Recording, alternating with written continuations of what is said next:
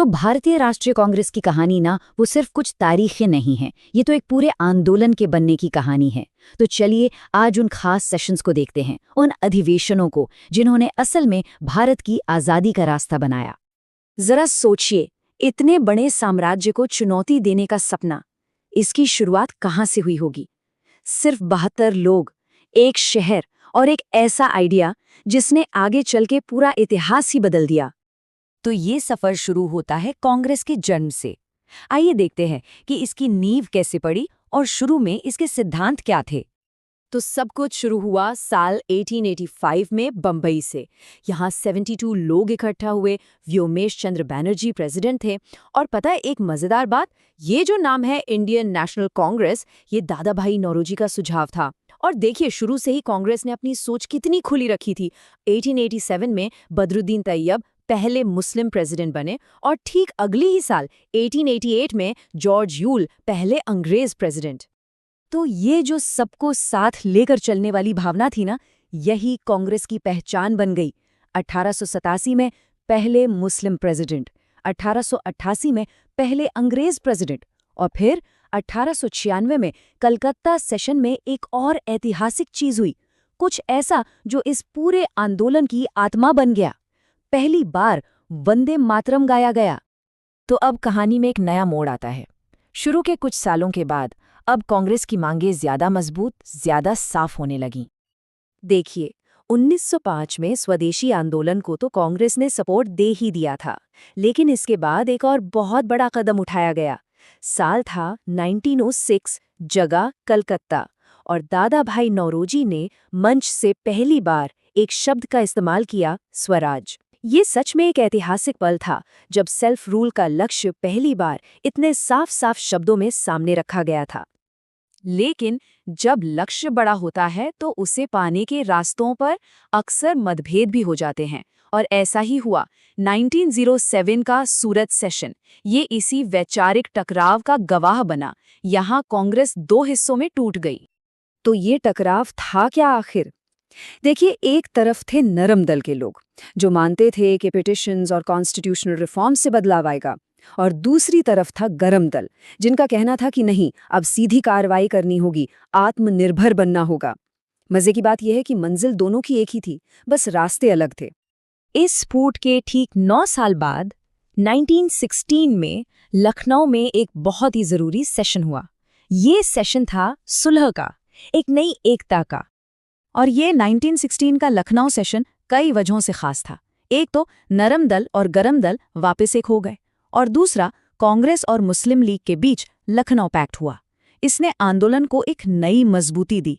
वैसे इससे ठीक पहले 1911 में जनगण मन भी पहली बार गाया जा चुका था, और इसके फौरन बाद 1917 में कांग्रेस को पहली महिला प्रेसिडेंट भी मिली। तो कह सकते हैं कि ये पूरा दशक ही बदलाव का दशक था। और अब आंदोलन में एंट्री होती है एक ऐसे इंसान की जो इसकी दिशा हमेशा हमेशा के लिए बदल देने वाला था। जी हाँ, ये था गांधीवादी युग का उदय। तो गांधी जी के आने से कांग्रेस भी बदल रही थी, और इसी दौर में 1917 में एनी बेसेंट कांग्रेस की पहली महिला प्रेसिडेंट बनी।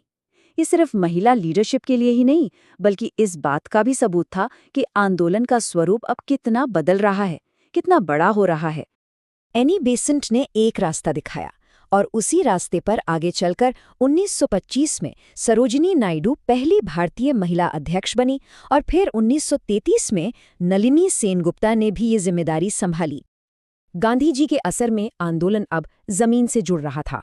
इसका सबसे बड़ा सबूत मिला 1920 के नागपुर सेशन में, जहां नॉन कोऑपरेशन मूवमेंट यानी असहयोग आंदोलन का प्रस्ताव पास हुआ। बस इसी एक फैसले ने आज़ादी की लड़ाई को कुछ नेताओं के आंदोलन से उठाकर एक जन आंदोलन बना दिया, और इसी ने आगे चलकर 1929 में पूर्ण स्वराज की मांग की नींव भी रखी। और एक बहुत ही दिलचस्प बात, आंदोलन पर इतना गहरा असर होने के बाद भी महात्मा गांधी ने अपनी पूरी जिंदगी में सिर्फ एक बार, जी हाँ, सिर्फ एक बार कांग्रेस की अध्यक्षता की। ये था 1924 का बेलगांव सेशन। इससे ये बात एकदम साफ हो जाती है कि उनका रोल किसी पद पर बैठने का नहीं, बल्कि एक गाइड का, एक मार्गदर्शक का था। चलिए अब कहानी अपने सबसे जरूरी, सबसे निर्णायक मोड़ पर आ गई है। वो मोड़ जहां आंदोलन का आखिरी और एकदम साफ लक्ष्य तय किया गया। साल था 1929, जगह लाहौर, और प्रेसिडेंट थे एक नौजवान लीडर जवाहरलाल नेहरू। और यहाँ एक ऐसा फैसला हुआ जिसने आज़ादी की लड़ाई के मायने ही बदल दिए। अब मांग सिर्फ स्वराज की नहीं थी, अब मांग थी पूर्ण स्वराज की, यानी कंप्लीट इंडिपेंडेंस। कोई समझौता नहीं, कोई आधा अधूरा राज नहीं, सिर्फ और सिर्फ पूरी आज़ादी।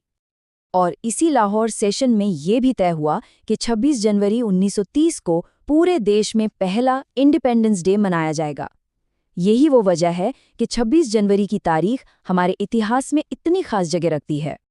तो पूर्ण स्वराज के ऐलान के बाद कांग्रेस ने आने वाले भारत की नींव रखनी शुरू कर दी। 1931 में फंडामेंटल राइट्स पर एक प्रस्ताव पास हुआ और यहीं गांधी जी ने वो अपनी मशहूर बात कही थी। इसके बाद के सालों में नेहरू जी के नेतृत्व में समाजवादी विचारों को अपनाया गया। सुभाष चंद्र बोस की प्रेसिडेंसी में नेशनल प्लानिंग कमेटी बनी।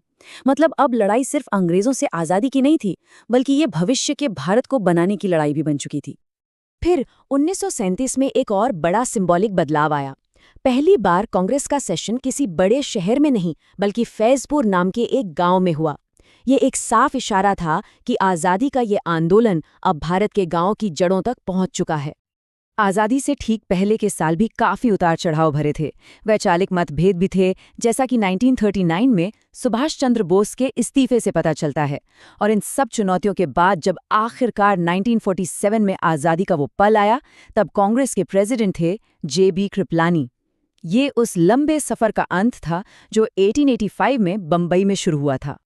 तो ये पूरी कहानी हमें सोचने पर मजबूर करती है ना, कि फंडामेंटल राइट्स से लेकर पूर्ण स्वराज के उस संकल्प तक इन ऐतिहासिक बैठकों की गूंज आज भी हमारे संविधान में, हमारी पॉलिटिक्स में कैसे सुनाई देती है। इस पर सोचिएगा ज़रूर।